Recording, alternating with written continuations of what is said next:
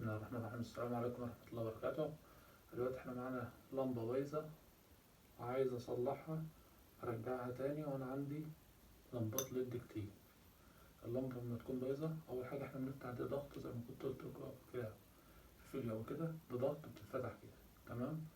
بعد ما بنفتحها بنبص في لمبات الليد دي، المجموعة دي بنبص فيهم كويس، بنشوف انهي واحدة فيهم اللي خربانة. غالبا بيبقى عليها نقطة سود، هي ظهرت قدامي اهي، هي دي هقربها لكم. ايوه هي اللي قدامكم في الصورة هي دي البايظ. تمام. هفك دي واحدة واحدة. في هنا مسمارين فكيتهم قبل كده، ده وده بنفكهم فك صغير، وبعد كده دي كابس. أهم حاجة واحنا بنفكها واحدة واحدة بالراحة. أيوه بسم الله.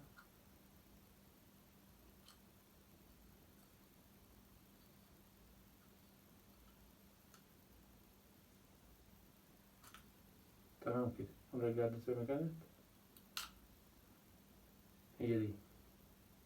دلوقتي احنا هنفك الجزء ده ازاي، هنفكه على النار، هنحط الطريقة.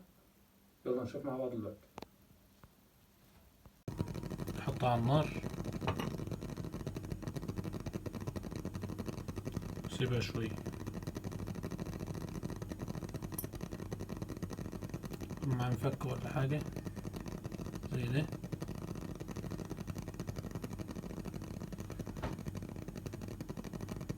سيبها لغاية ما اللحام يفك شوية.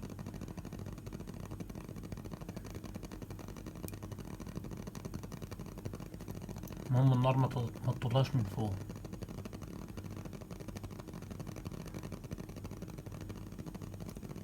ابدأ احرك فيها شوية بالراحة، طلع تاني.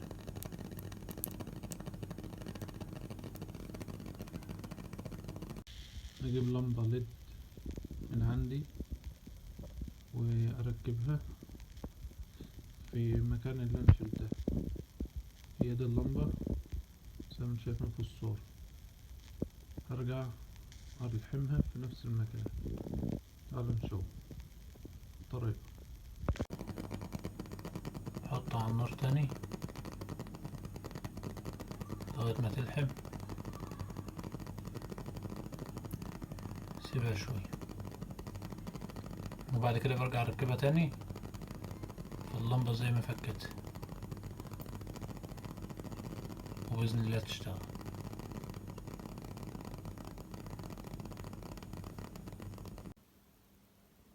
دلوقتي انا هركبها تاني.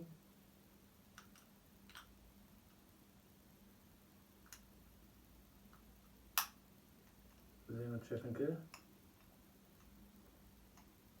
واحنا بنركب واحدة واحدة عشان الاسنان دي. وهنجرب هنا بسم الله.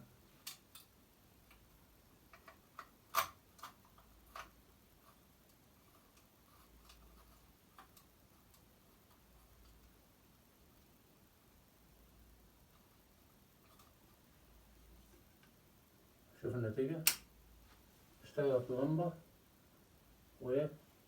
وتمام كده. السلام عليكم ورحمة الله وبركاته.